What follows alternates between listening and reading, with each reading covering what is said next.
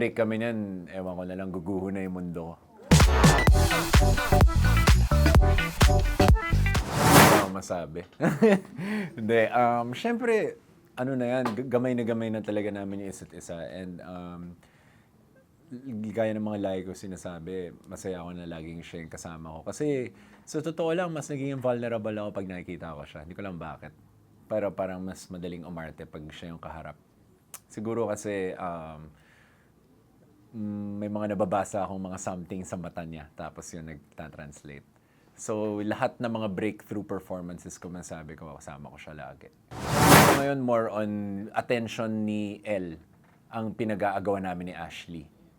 Yun. Pero yung ganun, sa totoong buhay, kung yung gagawin mo yun, parang kung meron ka talagang kapatid na sobrang obsessed dun sa kapatid niya at syempre, hindi natin gusto yung mga ganun. Kasi gaya na nga sinabi ni Elle kanina, na parang pag nagpakasal na kayo, kayo na lang yun. Wala nang mga ibang tao dapat. So, I'm against na magpapatira ka ng mga ibang tao na may sarili na kayong family. Ganyan, kasi baka makagulo lang. Hindi kami magbe-break niyan kahit anong mangyari. Pag nag-break kami niyan, ewan ko na lang, guguho na yung mundo ko. As time passes by, yung relationship namin, parang mas nagiging mas more mature, nagiging mas marami na kaming natatanggap na mga bagay na hindi namin matanggap dati sa isa't isa. Ngayon natanggap na namin at nag-work na kami towards paano babaguhin yun, gano'n. So, a lot of adjustments. Sa kanya ko rin natutunan talaga na hindi madali pumasok sa isang relasyon. Kasi dati nung bagets-bagets ako, nung bata ako, akala ko ang relasyon is just for companionship, puro fun, puro whatever. Pero ngayon na mas may utak na ako, naisip ko na it's a teamwork.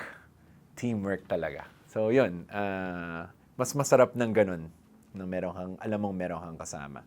Tsaka 'di ba, hirap-hirap naman din talaga humanap ng perfect partner for you eh. So pag nakuha mo na yun na yun, wag mo na pakawalan.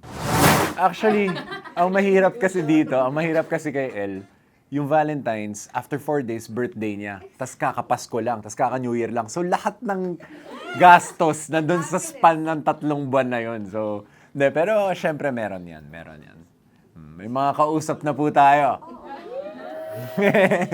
Yan. Mga kapuso, ako po si Derek Monasterio, nagaganap bilang Marco sa upcoming GMA Afternoon Prime Show na Apoy sa Dugo. Malapit na po yan. Abangan niyo po.